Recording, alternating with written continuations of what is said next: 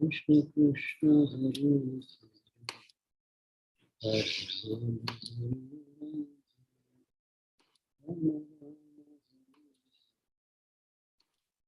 Hare Krishna Krishna Krishna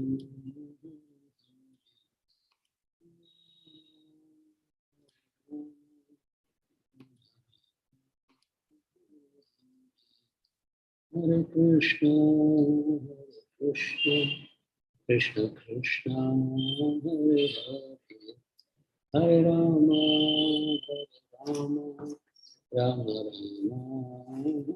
Hare. Hare Krishna. Dear devotees, I have great pleasure to welcome all of you for today's session of Isopanisad.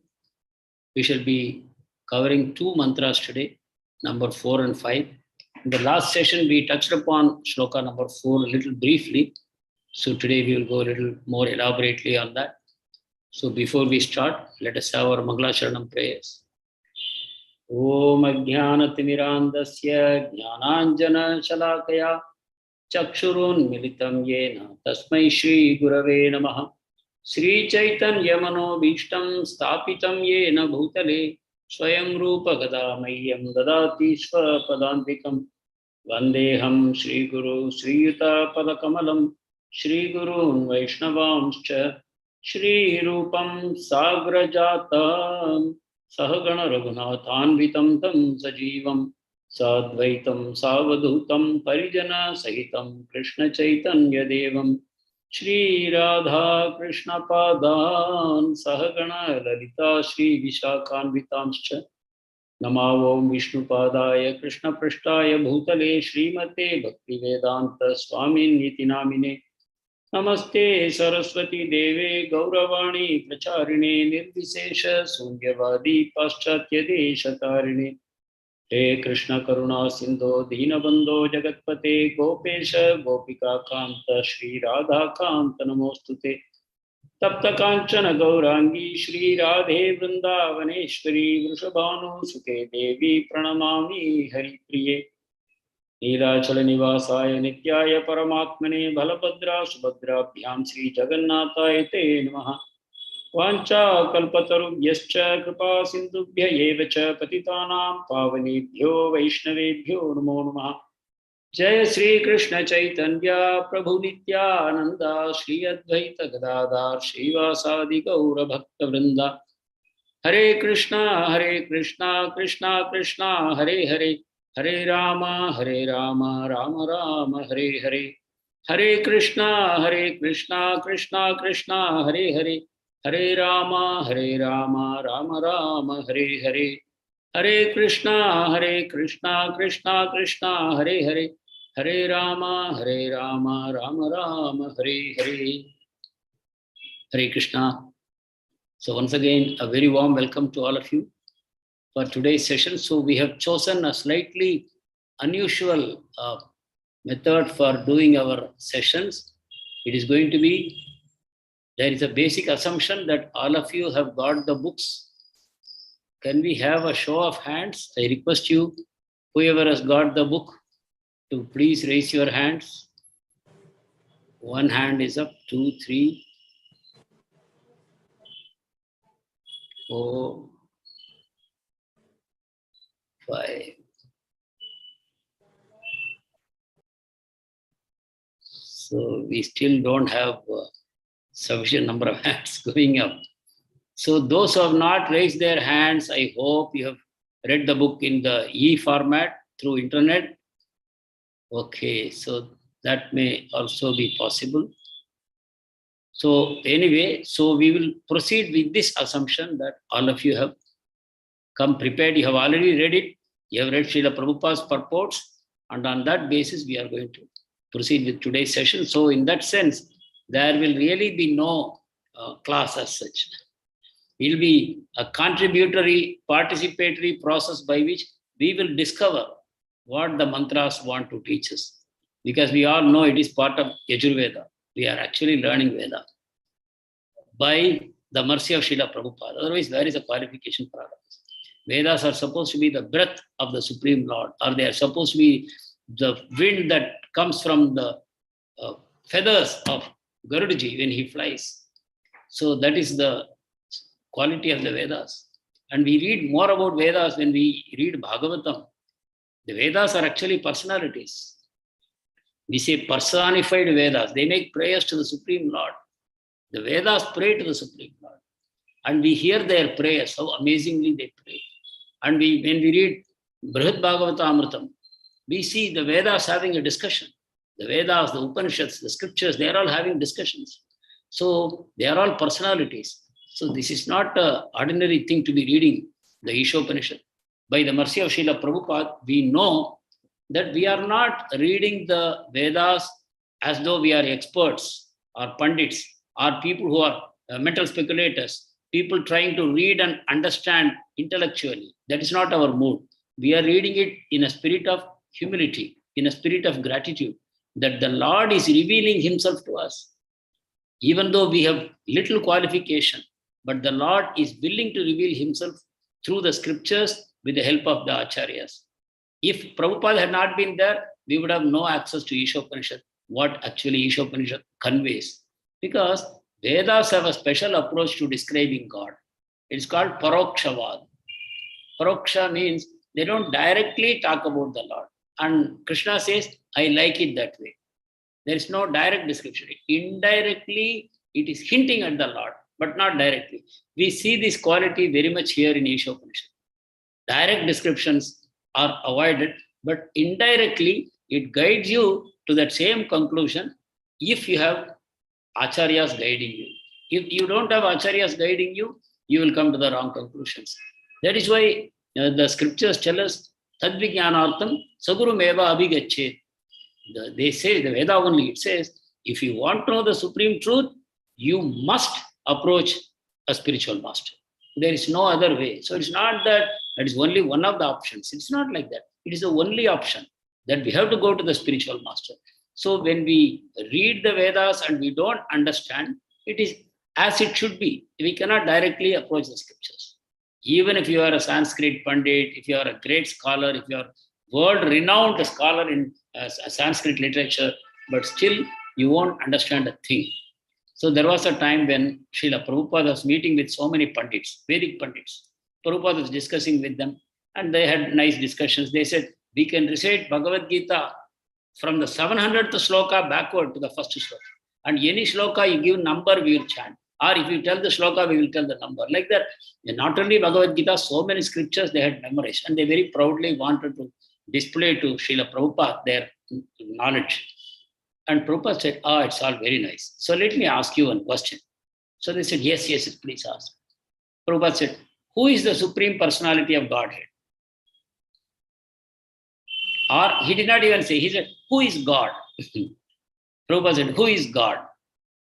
So they started looking at each other. Then they said, Prabhupada, it's a very, very difficult question. You know, Vedas say so many things about God. In so many different ways, God is described. It's not a simple question that we can answer you. We have to give you a long description. It's a very, complex question that you have asked us. Like that, they told Prabhupada. Prabhupada said, is it like that? Okay. Let me call somebody else who knows better than you. And Prabhupada called one little child, 3 years old. Her name was Saraswati. Her parents are Americans. Her parents are Americans. So the child, they became devotees and the child was born to devotee parents. Both were Americans. Recently, they had become Prabhupada's disciples. And Prabhupada called their 3-year-old daughter, Saraswati. He said, Saraswati, who is God? So Saraswati said, Krishna is God. So Prabhupada said, he gave her one sweet and said, wonderful, thank you. And you can go and play. Then he looked at all these scholars. You have studied so many scriptures and so many books, but you still do not know who is God. And this little 3-year-old girl has been able to tell you who is God. Why? Because you have to go through a spiritual master. One who knows the truth can tell you the truth. But if you want to know by yourself, by approaching scriptures with pride, that I am a great Sanskrit scholar, I will analyze word by word. I know Sanskrit grammar. I have studied grammar for 10 years, 20 years. I am an expert. The whole world praises me. I will find my own meanings like that. Then you get ultimately confused. So many years spent on reading Bhagavad Gita and scriptures, but ultimately they don't know who is God. So Isopanisad will show us how amazingly the scriptures describe God. And if anyone directly approaches, they will come to the wrong conclusion. But if they approach through a spiritual master, they come to the correct conclusion. So let us start with mantra 4. So you all recollect, we have seen the first 3 mantras and also the introduction. So introduction was basically, invocation. That was Om Purnamadaha Purnamidam Purnat Purnamadachyate. Supreme Lord is complete whole, completely perfect. And then many things come from him, and they are also perfect in themselves. The imperfection we feel is due to ignorance. It is all perfect only. Supreme Lord is also perfect. But mental speculators come to the conclusion that because so many perfect things have come out of Supreme, Supreme is no longer there. So that first invocation told us it is not like that. Purnam still remains. Purnameva avasishyate. It is still left. After so many Purnams come out of it, the Purnam is still left. Then we came to know about Ishavashyam principle. Everything belongs to the Supreme Lord. Everything, he is the owner and he is the controller. And he knows everything that is going on in this world. We should not think, I am such an insignificant person in some corner of this world. How does God care for me? If I do a little mistake, God will not notice. If I do a little crime, God will not notice. We cannot think like that because he is supreme proprietor, controller, and knower of everything. And then it says, we have all been given our quota. And we should accept that quota with gratitude and enjoy that only. And we should not look at the quota what others have been given. And we should not try to take that. Or we should not try to earn more than what is our quota by unnecessary endeavor. We should be glad and happy with what we have. Actually, the ideal is there is only we serve Krishna and we don't endeavor for our own comforts. We have to work. We are born into this world. We have to maintain ourselves. So the necessities of life has to be taken care of. Only to that extent we are expected to work as human beings. Animals, all day they have to work. Eating, sleeping, waiting, defending. They have to go on doing it. But as human beings, our main purpose is to know God. And after knowing God, we have to know that we are his servants. And then we have to return to him and serve him eternally in a spirit of love. So that is the purpose. So human form is very special. It should be properly utilized. See, we should not use it for unnecessary endeavor. So Ishavashyam principle says, be happy with your quota. And so the focus becomes, you have to do your duty. Because if Krishna owns everything, or if God owns everything, he owns you also. Your body also belongs to him. You cannot say my body, my senses, my intelligence, nothing. Everything belongs to God. And your properties, everything. So in that spirit, if we live our life, then you satisfy the Ishavashyam principle. Then the next shloka 2 and 3 told us that if anyone lives by the Ishavashyam principle, he can go on living for hundreds of years and he will not be caught by karma. Once karma catches you, then the knot begins to tighten, and you go on taking rebirth, birth, old age, disease, death, like that. Before you know something, you have taken 100 births in this material world and you become farther and farther away from God. You keep on forgetting God when you forget the Ishavashyam principle, that everything belongs to God. And then you become completely trapped in material existence. So that was the warning that if you don't follow Ishavashyam principle, then you will go to the darkest hellish planets which are covered in ignorance. So anyone who doesn't follow Ishavashyam principle, they go to the dark hell of ignorance. And anyone who follows, they can go on living for hundreds of years. And no karma, na lipyate nara. karma will not attach to such a person. So that way, this Isopanishad is only 18 slokas, but it contains the essence, because this is all emanations from the Supreme Lord, revealed through the great rishis. All this was recorded by Vyasadeva. Vyasadeva is an incarnation, literary incarnation of Lord Krishna. Vyasaya Vishnu Rupaya, Vyasa Rupaya Vishnave, like that Vishnu Sahasranam says. So from him, all this has come to us. So in a spirit of gratitude and happiness, if we read these scriptures, we will learn many, many things. Because the Lord's mercy is then attracted. When we attract the mercy of the Lord, then we get greatest benefits from this exercise. Okay. So let us read this fourth shloka today. Anejad, one second. Anejadekam manaso javiyo nainad deva apnuvan purvamarshat tadhavato anyan atyeti tishtat tasmin apo matarishva dadhati. Let us read again. I will read a little slowly. Please join. Anejadekam manaso javiyo nainad deva apnuvan purvamarshat tadhavatoniyan atyeti tishtat tasmin apo matarishva dadhati. So this is the shloka. Let us now go. This is a very, very beautiful shloka. From here, next two shlokas, in a very amazing way, Supreme Lord is described. Supreme Lord is described. And let us read the translation. Although fixed in his abode, the personality of Godhead is swifter than the mind. He is fixed in his abode, the Supreme Lord, fixed in his abode. He never leaves his abode, but he is swifter than the mind and can overcome all others running. In a running race, he is always in front. He can overcome all others running. The powerful demigods cannot approach him. The powerful demigods like Lord Shiva, or Lord Brahma, or Indradev, all these people cannot approach him. Although in one place, he controls those who supply the air and rain. Rain is controlled by Indra only, and air is controlled by Vayu Bhagavan. So all these demigods are under his control. He surpasses all in excellence. In excellence, no one can come anywhere near him. He's always ahead of everybody else. So now let us see what kind of learnings we have. These questions are all taken from the purports of Srila Prabhupada. So can you say, what is the relationship between Supreme Truth and the souls? What is the relationship?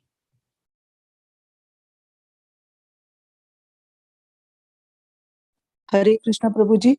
Hare Krishna, yes, Madhu. Can I try, Prabhuji? Yeah. Prabhuji, I hope you have read Isopanisad. Yeah. Yes, Prabhuji. Yeah, yes, Prabhuji, now you can try. Yes. Yes. It is a father and a child's relationship between the Supreme Truth and the souls, Prabhuji. Yes, you can say that. But at the same time, when you come to the relationship, how it is manifested in the spiritual world, it may not be always like father and child. There it takes on rasa. Rasa means the individual soul wants to have a particular kind of relationship with Krishna, intimate relationship. And Krishna facilitates that. Krishna also wants to have a variety of relationships with the souls, and the souls too want to have unique relationships with Krishna, and Krishna facilitates that. There are unlimited number of souls in the spiritual world, each having their unique relationship with Krishna.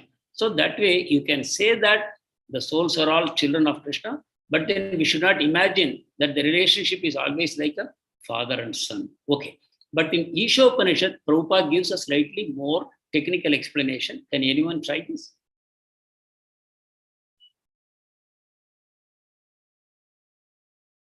Hare Krishna. Those who have read, you can keep the books open. No harm. You don't have to reply from memory. I am also keeping my book open. Prabhuji, Yes. Prabhuji, is it the different energies that we get, that is Yes, yes. the internal potency, marginal potency, and the external potency? Yes. So who are the The souls? souls are the marginal potency. Souls are the marginal potency. Potencies. So, Prabhupada explains that the marginal potency, he says, the dominating demigods who control the various departments of universal administration, they are also marginal energy. The Supreme God whom we worship, Lord Shiva, Lord Brahma, Lord Indra, Lord Vayu, Lord Varuna, Lord Agni, and Dig Devatas, the Navagrahas, all these demigods, Ganesha, Kumar, all these people, they all are marginal energy of the Lord. And marginal energy consists of souls. So they are also souls. And what about insignificant people like us? We are also souls. So Prabhupada says that the marginal energy consists of souls. And that is one of the energies of the Lord, one of the three energies of the Lord, that is marginal energy. And it includes right from Lord Shiva and Lord Brahma to the most insignificant ant or a bacteria or a virus, whatever. They all are souls only. In different bodies, only the bodies are looking different. But inside the soul is the same. And the soul of an ant can become an Indra. And the soul of an Indra can become an ant also. This goes on constantly because we are eternal. So how many reincarnations the soul would have taken? So it is possible that the soul was a king in some birth, a pauper in another birth, a tree in another birth. Like that, so many different births we have taken. So supreme truth is called the only Purusha, really speaking. But the marginal energy, the soul, when it tries to enjoy independently, it becomes a artificial Purusha. Actually, we are not Purusha, we are Prakriti. Potency is Prakriti, marginal Prakriti, Tatastha Prakriti. It's only an energy of the Lord. So it is female. Energy is to be enjoyed by the energetic. So the relationship is supreme truth, is the supreme person. And the marginal potency, the souls, are his energies. So the relationship is supreme person will enjoy the souls. The souls are all created by him. As Mataji correctly said, we are all the children. And like the father enjoys with his family, we are meant to be enjoyed by supreme truth. So supreme truth is supreme person. Don't think of supreme truth in abstract terms. Unfortunately, all the impersonalist Mayavadi speculators have taught us that supreme truth is impersonal, but it is not so. Supreme truth is a person. And the souls are his energies, marginal potency. So, right from the demigods to the insignificant humans and others, we all belong to that potency of the Lord. So, that is the relationship. He is the enjoyer and we are the enjoyed. He is the energetic and we are his energies. Every little soul is like a ray of the sun. This example is given. The Lord is the sun and the rays are coming from the sun. So those rays, the particles, is the soul. So supreme truth is supreme person and all powerful demigods, lesser living beings, they are all his Prakriti, marginal potency. So we should remember we are energies, conscious energies. See, the moment we talk about energy, we think it's unconscious. We look at electricity, we look at the force of gravity, we look at the force of whatever, different forces, electromagnetism, all these. We see them as impersonal, but we are conscious energy. This is the power of the Lord. The Lord is conscious and his marginal potency is also conscious. All individual souls carry consciousness. This is the inconceivable power of the Lord. Yeah. So we should, every time when we get some understanding of God, we should wonder how inconceivable it is. So now also we see how inconceivable. We are energies of the Lord, but we are conscious, and conscious, but unfortunately we have forgotten God. And we are conscious that we are ourselves Purusha. We are enjoyers. We have forgotten that we are to be enjoyed. Okay, so can we know God by mental speculation? If not, who can know?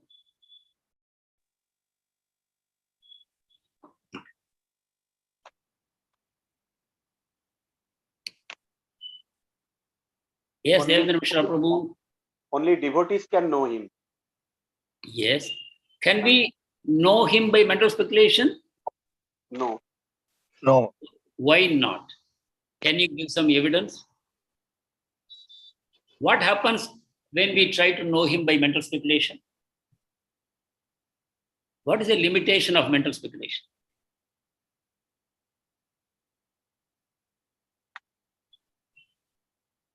Anyone can try. Prabhuji, could you repeat the question, Prabhuji? I didn't understand. Question is on the screen, Mataji. Can we know God by mental speculation? Okay, Prabhuji. Okay. May I try, Prabhuji? Yeah, sure. I understand that we cannot know God by mental speculation. Why? Because it is our limited knowledge when we try to know God by mental speculation. But I may have limited knowledge, but somebody else may have a very high IQ. May I answer, Prabhu? Yes, yes, Prabhu. Because our senses are imperfect. Yes. That's why we cannot know God. One reason, there are three more reasons, Prabhu. Because limited vision is there. We Limited, cannot. our senses are limited, correct? Limited. Then, Imperfect also. sorry? Suffering from delusion and We fall into illusion. illusion. Then, And we have the propensity Prabhuji, to cheat. we have Yeah, a propensity to cheat. Okay. and Okay, Maya, because of Maya. And we we also are- make mistakes, Yes. genuine mistakes. Mistakes. Yes. yeah. Like we read the example of how Mahatma Gandhi went for the prayer meeting and got shot, even though he was warned not to go. Prabhupada gives an example that we make mistakes and we also cheat. And our senses are limited and we fall into illusion. So we have all these problems.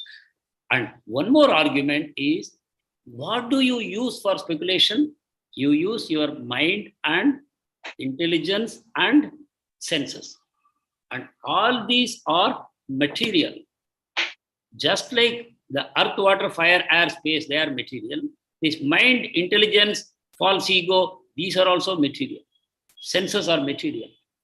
And we are trying to know God who is beyond this. So mental speculation simply cannot work. So Prabhupada gives this quotation from Brahma Samhita. Pantastu koti satavatsara sampragamyo. This shloka talks about mental speculators. Pantastu koti satavatsara sampragamyo vayo ratapi manaso munipungavana. These great thinkers, munipungavana, Panta, all these people, powerful mental speculators, very intelligent people, and they want to know God. So what do? They take a chariot. And what kind of chariot? It runs at the speed of air. No. Then it says, no, Brahma Samhita, not even air, speed of mind. Vayo ratapi manaso. It's faster than wind, faster than mind. They get a chariot like that. And they travel for how long? Satavatsara samprag, koti satavatsara sampragamyo. Hundreds of crores of years they travel like that. Still, they will not reach God. Pantastu koti satavatsara sampragamyo vayorutapi manaso munipungavaanam sopyasti yat prapadasanya avichintya tatve. Avichintya. It's inconceivable. Tattva. The Supreme Lord is inconceivable. Govindamadi Purusham Tamaham Bhajami. I offer my obeisances to that Govinda, who is the supreme truth, like that Lord Brahma prays. So Brahma has conclusively said, these mental speculators can never know God. Even if they make a chariot which runs at the speed of mind and can travel for hundreds of crores of years, still they will not find God. Imagine the extent of the universe. The extent of the universe. And still they will not find him. And very nicely, Devendra Mishra Prabhu said, but devotees can know. Can anyone chant that shloka from Brahma Samhita? The devotees can know God. It's a very amazing shloka. Prabhupada likes to quote very often this shloka. प्रेमाञ्जनच्युरित भक्ति विलोचनेन सन्तः सदैव हृदयेषु विलोकयन्ति यं श्यामसुन्दरम् अचिन्त्य गुणस्वरूपं गोविन्दमादिपुरुषं तमहं भजामि. Who can know? Pure devotees whose eyes are anointed with the salve of love. Prema anjana churita bhakti vilochanena. Their eyes are anointed with love of God. And such people in their heart, the Lord, who is the Lord? Shyama Sundaram. He's the color of monsoon cloud and is so beautiful. Shyama Sundaram. Yam Shyama Sundaram. Achintya Gunaswarupam. He's having qualities which are achintya. He's having qualities, but they are not within our ability to understand. His qualities are all transcendental. And he is always shining in their hearts 24 hours. Yam Shyama Sundaram Achintya Gunaswarupam. Premanjana Churita Bhakti Vilochanena Santa Sadaiva Hridayeshu Vilokayanti. In their hearts, he is constantly shining. That is the nature of God. So in this question, we get the answer for the first question is no. Why? Because they are trying with their material resources to know God. Their mind, their senses, intelligence, everything is material. They will not know. Who can know? Only pure devotees will know. Yes, Mataji, Chayadevi Mataji, you have a question. Shall I recite, Prabhuji? Premanjana. Yes. Hare Krishna. Premanjana churita bhakti vilochanena santah sadaiva hridayeshu vilokayanti yam shama sundaram achintya gunaswarupam govindam adipurusham tam aham bhajami. Hare Krishna. Thank you, Mataji. Hare Krishna. I will sincerely request all of you to learn Brahma Samhita and memorize at least some. All the shlokas are important, but at least something like 10-15 shlokas you should all memorize. It contains all conclusive philosophical truths. We all know Vedas were revealed by Brahma. Brahma is holding in his hands the Vedas, and he only spoke this Brahma Samhita, which gives the conclusive truths from the Vedas. So very important for us to know this also. Okay, thank you. So fourth question, where is the Supreme Person?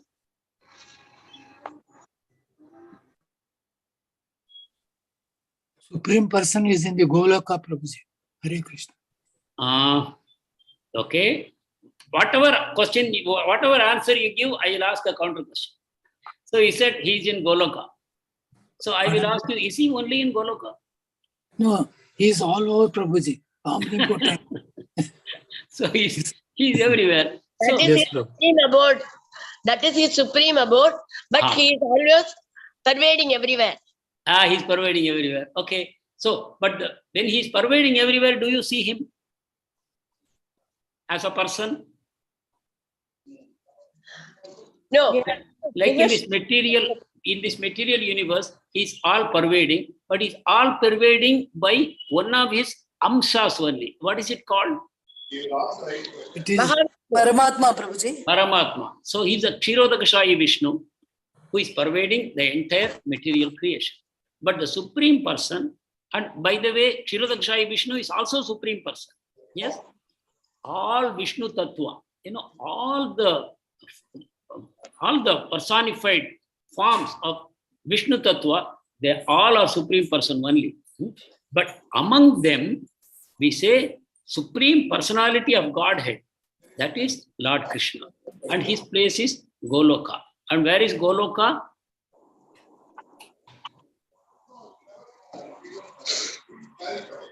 It's a material world. Sorry? Can I answer, Prabhuji? I am sorry, I didn't hear you very well. Prabhuji, Acharyas say that Goloka Vrindavana in the spiritual world and the Goloka Vrindavana in the material world are both the same. There is no difference, isn't it, Prabhuji? Correct. So Goloka Vrindavana is a planet in the, where is it? Where is this planet? Spiritual sky. It is in the spiritual sky. So this universe, we see the sky, that is the material sky of this universe.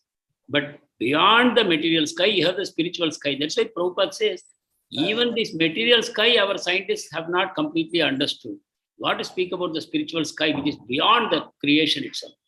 So in that sky, it is shining with the effulgence of Krishna. That's called Brahma Jyoti. Within this Brahma Jyoti, there are so many innumerable planets, and they're all called Vaikuntha planets. In all these Vaikuntha planets, the Supreme Person is present in one form or the other eternally. And he is served by the Nitya Siddha souls eternally. Souls are there. The place is filled with souls who are serving him. And among all these Vaikuntha planets, the one, the highest, the farthest is Goloka Vrindavan. And that is the place where Krishna is sitting. So once you cross this material creation and then you go into Brahma Jyoti and you are a devotee, then you will be able to pierce through the Brahma Jyoti and you will be able to reach any of these Vaikuntha planets. So we clearly know that Supreme Truth is a person and that person is Krishna as Supreme Personality. But all Vishnu Tattvas are simply his expansions. Krishna is the original person. Krishna Swayam Samabhavat Paramapumanyo. Again, Brahma Samhita says Krishna is the original person. Same thing Bhagavatam also says, Bhagavan Krishna, Krishnastu Bhagavan Swayam. So he's the, like, when you take one candle and you light 1,000 candles with that, still the candle that lit all these is the original candle, right? Like that, Krishna is the original person. And we can also explain why he is greater than everybody else. Maybe it will be, we'll discuss it in a future class. We have to keep something for future classes.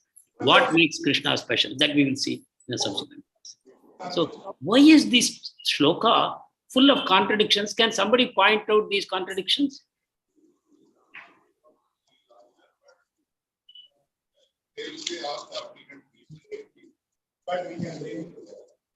What are the contradictions you see here?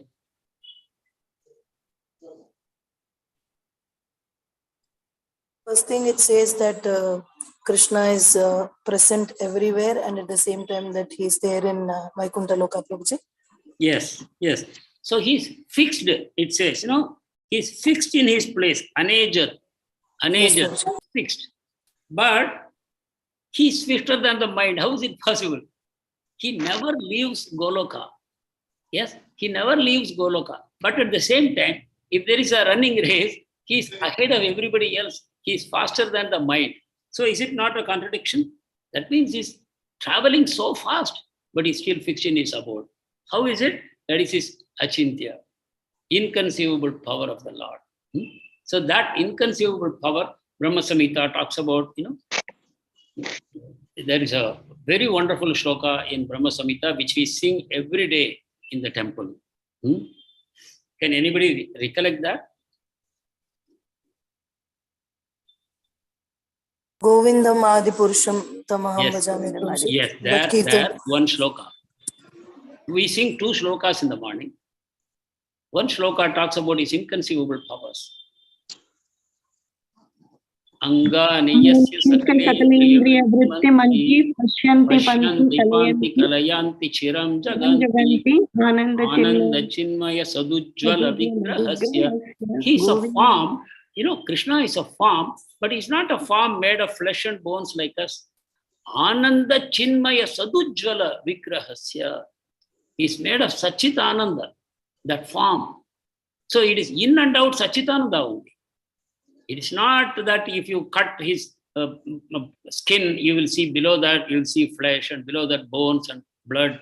No, he's all and all. It's completely Ananda. Yes. And so, but he has got eyes, he has got nose, he has got mouth, he has got ears. So you will think that, oh, Krishna sees through his eyes. No, Brahma Samhita says it's not like that. Every one of his organs, senses, can perform the functions of every other organ of his body. So, for example, Krishna can eat the bhoga, what you offer, through his eyes only. He doesn't have to take out his hand and eat. If he wants to do, he can do that also. Have you heard the story of Raghunandan in Chaitanya Charitamrita? Does anybody know the story? Mukunda and Raghunandan? Mukunda was a great devotee of the Lord. He had a son called Raghunandan. One day Mukunda had to go, so he could not perform the arati and offerings to the deity at home. Bala Gopal was there at home. And so he requested his son to make the offering. So Raghunandan was a small 5-year-old boy. So he went and made the offering to Krishna, and Krishna did not eat. And he started crying and crying and crying. And Krishna took pity. So Krishna told him, "Oh, my dear child, Raghunandan, I have already eaten." "How did you eat?" "I did not see you eating." "Ah, you don't know. I eat through my eyes. I don't know to eat with my mouth. I can simply eat through my eyes. I have already accepted the bhoga." The child started crying more and more. He said, "How my father will believe?" The food is, the laddu what I offered is as it is in the plate. How can anybody believe that? And he started crying more. Then the Lord had no choice. He came down from the altar, and in front of the child, whatever was there in the plate, he ate up completely. Nothing left in the plate, cleaned up. And Raghunandan happily took it to his mother. Mother said, "Where is the bhoga?" He said, "Krishna ate it." Mother knew he's not lying, but still she was wondering, how can such a thing happen? So when the father returned and asked, "Where is prasadam?" Mother said, "Oh, Krishna ate it all." Mother said, "What is this you are telling?" And she said, "Yeah, you told Raghunandan to make the offering. He made the offering and he returned with an empty plate." So father asked his son. Son said, "Yes, I made the offering and Krishna ate." Then father wanted to see for himself. So he said, he gave one laddu and he said, "Now you go and offer to Krishna." And he was hiding and watching what's going on. And again the child went and he offered. And the Lord, he knows this child cannot be pacified. So the Lord came down, the little baby Krishna, and picked up that laddu and took a bite, And then he saw Mukunda watching from the window. And immediately the Lord disappeared into the deity. But the half-bitten laddu was left on the plate. And Mukunda, there was a sound outside the window, thud. He fainted. Then when he got up, he embraced his son and said, "Oh, Raghu, you are really such a wonderful child. You have got complete mercy of the Lord." So why I told this story, Krishna can eat with his hand and mouth also. But at the same time, he does not have to eat that way like us. So that is why these contradictions come. Anga aniyasya sakalendriya vrittimanti. Krishna can see from the back of his head. He has eyes, but he doesn't have to see with his eyes only. Anyway, I think I will move on. So many stories are there. So many amazing stories are there in Bhagavatam, Chaitanya Charitamrita, etc. My only request to all of you is, please reserve all your time for diving into the scriptures through hearing, through reading, through associating with nice devotees. These stories should be heard again and again and again. It will create so much nectar in your heart. And that is the way we can develop love for God, by hearing. Shravanam. We have to constantly hear the glories of the Lord. That is the only way we can develop love for God. There is no other way. Shravanam is the topmost process for developing Krishna Prema. So whatever work you might be doing, please remember they are all secondary. Your primary goal is to chant your 16 rounds attentively and to associate with devotees. Hear as much as you can. Okay, so now the sixth question. Explain this example which is given in Vishnu Purana. Can anyone try? Fire, light, and heat.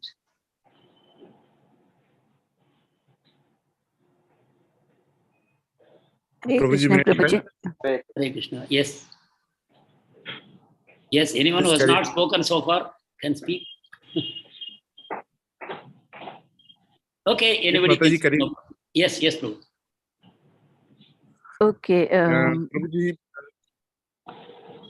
Yeah, please go ahead.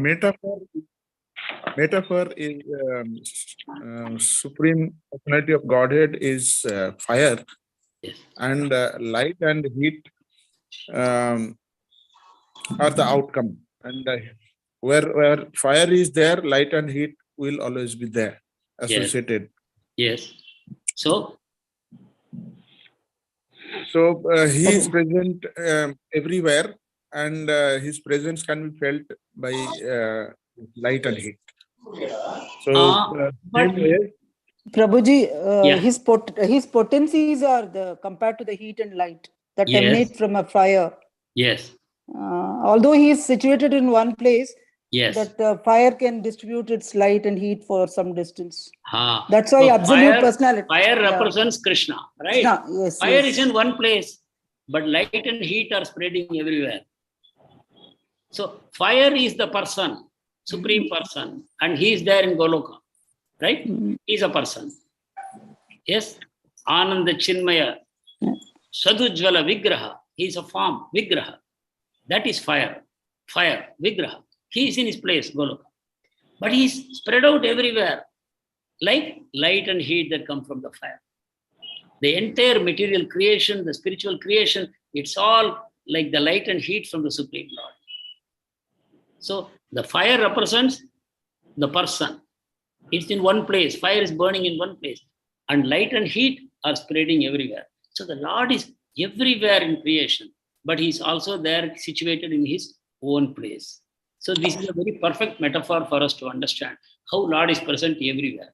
But the amazing thing is that from any corner of creation, the Lord knows what is going on. So this example only partially explains. You have to understand, because we don't think fire as a conscious entity, or we don't see light and heat as conscious entities. But when you are talking about Krishna, it is the consciousness that is spread everywhere.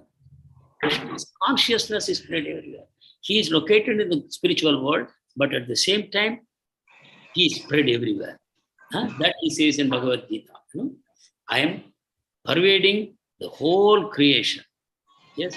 So that is the example what very clearly explains that. This is the example given in Vishnu Purana.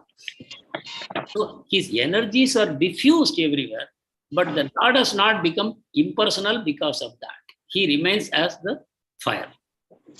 Okay.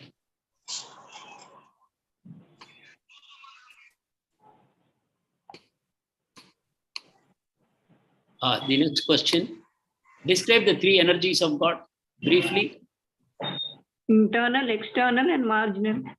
Yes, some little explanation of each of these. What is the internal energy of the Lord?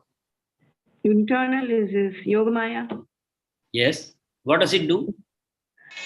That is, she's the energy of the Lord. She's what does it do? What is the function of this energy?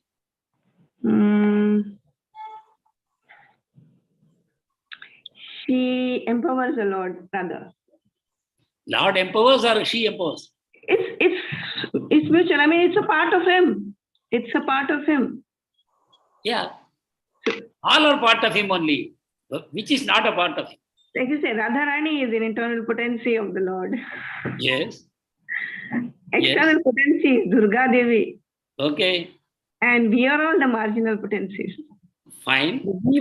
But what is the function of the internal energy? The function of internal energy is to take us close to Krishna. Internal energy manifests the entire spiritual world. Yes, the entire spiritual world is manifested by the internal energy. And the external energy manifests the entire external world, this material world, material creation. Yeah. Right, so material creation, bhutva praliyate. It comes and goes, external energy. Even though external energy is eternal, but the material creation comes and goes. There is creation, there is pralaya. Creation, pralaya, like that it comes and goes. But the internal energy creates the spiritual world, which remains eternal. The influence of time is there in the material creation. There is no influence of time in the spiritual world. Time is a partial manifestation of the Supreme Lord. But in the spiritual world, Lord is personally present. There is no activity of time there. So spiritual world comes from internal energy. Material world comes from external energy. And the marginal potency is the Jiva souls. They have a choice. They can either be in the internal energy or be in the external energy. When they forget the Lord, they come to the external energy. So these are the three energies broadly. Of course, there is a lot can be told about each of these energies, and we should know more clearly. Prabhupada in one place, he will say, actually, Lord has only one energy. Yeah, has anybody heard this, read this somewhere? Does anybody know? Lord has only one energy? Energy, no. Huh? Marginal. From the Lord's point of view, it's all one energy only. From our point of view, for our understanding, we see it as three. Like we say, no, Brahmeti, Paramatmeti, Bhagavaniti, Sabhyate. Supreme truth is one, but we see it as Brahman, Paramatma, Bhagavan, right? Same way, we see them as three energies. Actually, it's all one energy of the Lord. So, Krishna can convert material energy into spiritual energy at his will. So that is what makes everything inconceivable. Every time we have to remember inconceivable. With that major understanding, we have to dive into understanding Krishna. Inconceivable. It's all one energy from his point of view, including Tatastha Shakti. It's all one energy from Krishna's point of view. The material energy, the internal, external, marginal energy, they are all one from Krishna's perspective. So we have to understand this. Okay. And what is spiritual sky? Spiritual is the sky. Hare Krishna. Prabhuji, Spiritual sky that's is where the sky the beyond manifestation the of material sky, Prabhuji. Sorry? Beyond the Brahma Jyoti. Yeah. By the way, what is sky? Space. Akash. Sky means space. Sky Space. means space. Not that there is something blue up and that is what is called sky. Space, we are all sitting in the sky actually. The earth is floating in the sky. We are all in the sky. There is nothing which is not in the sky. Sky is the space within which everything is accommodated. If I want to keep my laptop somewhere, I keep it in the sky only. Where else I will keep? Sky provides me space to keep. So that way, and what is the spiritual sky? There is an eternal sky where everything is eternal. For all times it is permanent, unchanging. That is a spiritual sky. So compared to this material sky, we can understand the spiritual sky is so much more glorious. It's completely prema only. It's simply the manifestation of prema, which is the spiritual sky. So God's energies are diffused everywhere. We saw fire and light and heat. So can we say God is also diffused and impersonal? Prabhupada asked this question. See, this mistake who will do? People who are mental speculators, who try to understand God by the help of their mind and intelligence. They speculate, and ultimately come to the conclusion, yes, there must be a God, but that God is impersonal. God has no form, because he's diffused everywhere. The light and heat they see, but they don't see the fire. So they conclude God has become simply that light and heat. He has become the creation. There is no creator separately. It is only he which is the creation. So they say, you are God, I am God. They come to the conclusion. This is the mistake mental speculators do. Why they make this mistake? Can you give one reason why mental speculators make this mistake? They are afraid to accept that it's with a person. They don't recognize something called inconceivable power. They feel that if there is a God, I must be able to understand him with my mind and intelligence and my senses. They believe if something cannot be understood by mind and senses, it doesn't exist. Even if I can't see with my mind or senses, by my intelligence, I should be able to capture. And their intelligence is material, so they cannot conceive which is something beyond intelligence. So that is why they say God must be impersonal. If at all there is a God, he must be impersonal. So please understand that how important the spiritual master is in our lives. Spiritual master and the scriptures are essential. There are so many people who are studying with me Bhagavad Gita and other scriptures, but when I ask them about taking Diksha from a guru, they all have, we must think about it. Maybe I'm not ready yet, perhaps. Oh, the time has to come. So I get an impression that, people think, no, I will study the scriptures, but I don't need a guru. So it takes a long effort for us to be convinced that actually we need Guru. The scriptures again and again and again say the importance of having a Guru. So we should understand how big a role the Guru plays in our life. Actually, scriptures say Guru is Krishna only. Because Krishna wants to help you come back to him, Krishna comes in the form of Guru. But we don't accept him. That is the mistake we do. So, okay, next question. Why can't God be known by speculation? I think this is a repetition, so I will not do that again. Okay, so we are all part and parcel of the Lord. Marginal potency, the souls are part and parcel. What should the soul do? What it should not do? Part and parcel.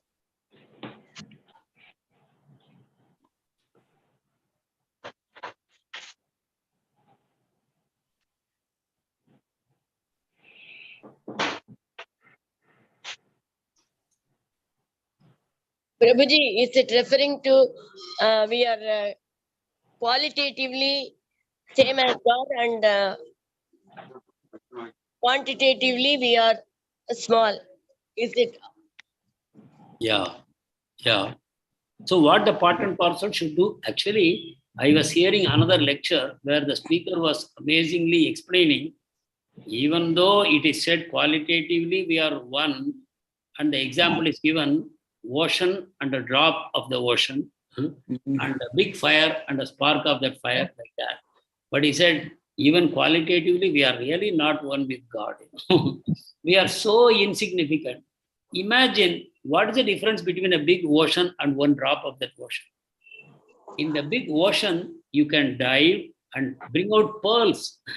From one drop, can you get any pearls?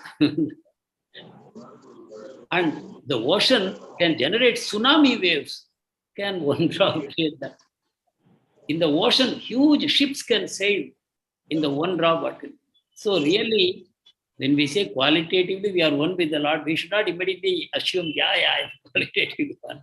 We are really very, very insignificant. Yeah. The only thing constitutionally, yes, we are conscious beings and the Lord is also conscious. But Lord never falls down. He's called Achyuta. And we are all Achyuta. We all have already fallen down and we remain fallen down. He has to only pick us up. So that way, there is a huge difference. So what the part and parcel should do?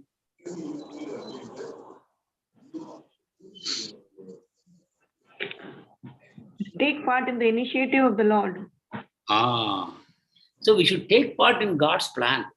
See, as someone said in the beginning, we are children. He is the father. And father has a plan for the whole family. And the children should cooperate and everybody can enjoy. What is the plan of the father? Father wants everybody to be happy and that gives him happiness. So that is a plan of the Lord. And we have to cooperate. What should part and parcel should do? It should serve the whole. Every part and parcel has a function in the whole. We should understand what is my function. And we should perform it perfectly. My function. Within the whole scheme of things, the scheme that the Lord has made, I should play my role. We saw in Bhagavad Gita how Arjuna refused to play, but ultimately after hearing Bhagavad Gita, he became willing. He set aside his personal agenda which comes from illusion. He gave it up. And then he said, now Krishna, Karishye Vachanam Tava, I will execute your order. So that way, the part and parcel should simply execute the will of the Lord. So then do we have any initiative at all? Is it permitted that when I play my role, can I have some initiative or I am simply like a doll? Of course you can. Yes. You should have initiative, I feel. Yeah, it is there in Prabhupada's purport. You should have initiative. Yeah, I am reading it for you. It is there in Prabhupada's purport. I will read it. Yeah. This does not mean that the individual soul has no initiative of his own. Because he is part and parcel of the Lord, he must partake of the initiative of the Lord as well. Because the Lord has got initiative, we are qualitatively one with the Lord. So we too have initiative. And we should use it. But we should use it in harmony with the plan of the Lord. We should not use our initiative to go away from the Lord. Rather, we should use our initiative to give greater happiness to the Lord. So that way, whatever intelligence we have been given, whatever resources we have been given, we can use it in our original consciousness to serve the Lord. So what is perfect knowledge?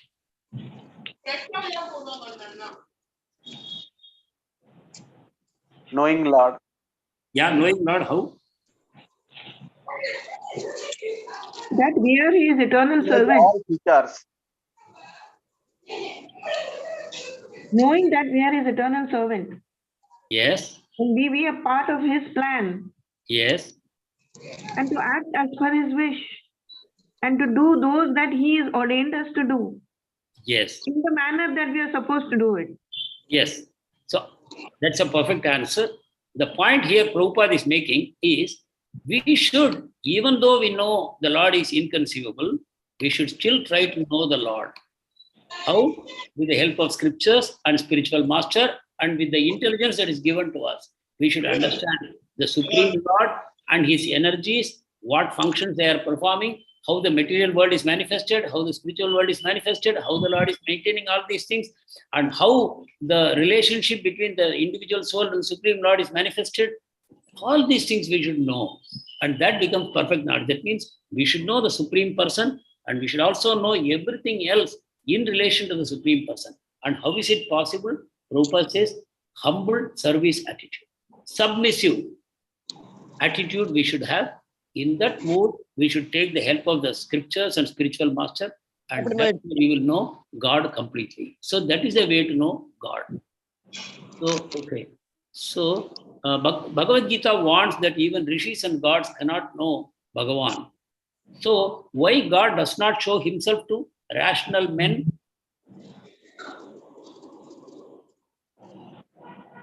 They will not able to understand it. Because rational is defined as using your material resources. Because they don't accept anything beyond the senses. So they have no scope of knowing. Rational men simply say, it has to be known by my intelligence, by mind, by my senses. Otherwise, don't accept it. So for them, God does not show himself. Only when they become ready to accept the inconceivable potencies of the Lord, then only they can come to know. So that's why they are called Asura. Asura. Sura means those who accept the scriptures and they accept in the previous slokas we saw. There is a responsibility which is cast upon human beings by the scriptures, but they don't accept it. So they become asuras because they don't accept the order of the Lord. So what is the correct use of the will of the soul?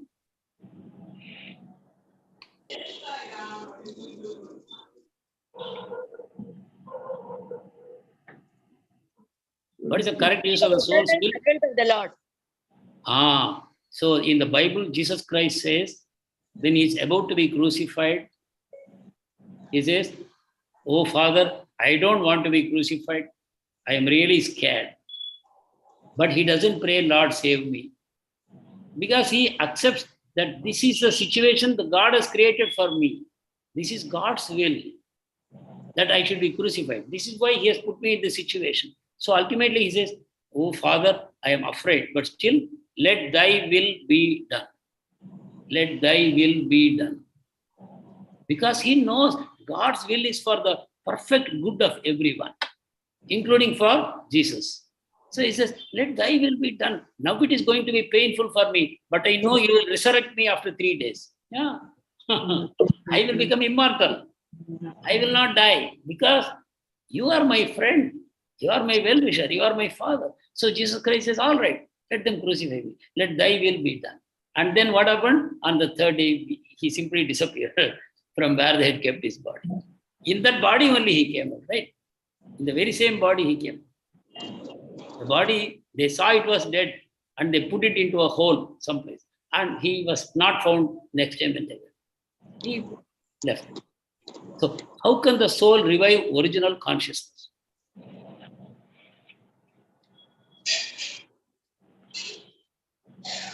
One word answer. Bhakti. Bhakti. Sadhana. Loving God. Yes. Through bhakti, we can revive our original consciousness. So for that, spiritual master will help us. So today, only one shloka we could do. Our time is already up. Thank you very much. So we will hold the 5th shloka for the next session. So thank you all very much for joining. we will take the next shloka, and maybe I will speed up a little more, because when major points are already covered, then next time some of the questions I will skip, and then we will only go for a new thoughts, the new point that should be covered. Thank you very much. Jai Srila Prabhupada. Let us chant Hare Krishna 3 times. Hare Krishna, Krishna Krishna, Hare Hare, Hare Rama, Hare Rama, Rama, Hare Rama, Rama, Hare Rama Hare. Rama, Hare Hare. Hare Hare Krishna, Krishna, Krishna Hare Krishna, Krishna, Hare Krishna Hare, Krishna, Hare Hare. Hare Hare Rama, Rama, Rama, Hare Rama, Rama, Rama, Rama Rama, Hare Hare. Hare Hare Krishna, Krishna, Krishna Hare Krishna, Krishna, Hare Krishna Hare, Krishna, Hare Hare Hare. Rama, Hare Rama, Rama, Rama, Rama Rama, Hare Hare Hare. Hare, Hare Hare. So thank you very much.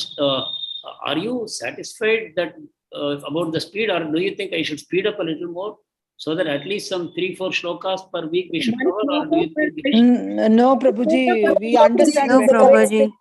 This is okay, Prabhuji. This speed is Prabhuji. So We are one still learning, Prabhuji. time. Okay. So whatever speed the Lord allows, we will go. I will come prepared Okay. with 2-3 shlokas per week, but then by whatever happens by Lord's will, let it happen. Thank you very much. So we'll meet Thank you, again. Prabhuji. Thank Hare you so much. Krishna. Hare Krishna, Thank Prabhuji. you so Krishna. much, Prabhuji. Thank you so much. Kalpatarubhyascha kripa sindhu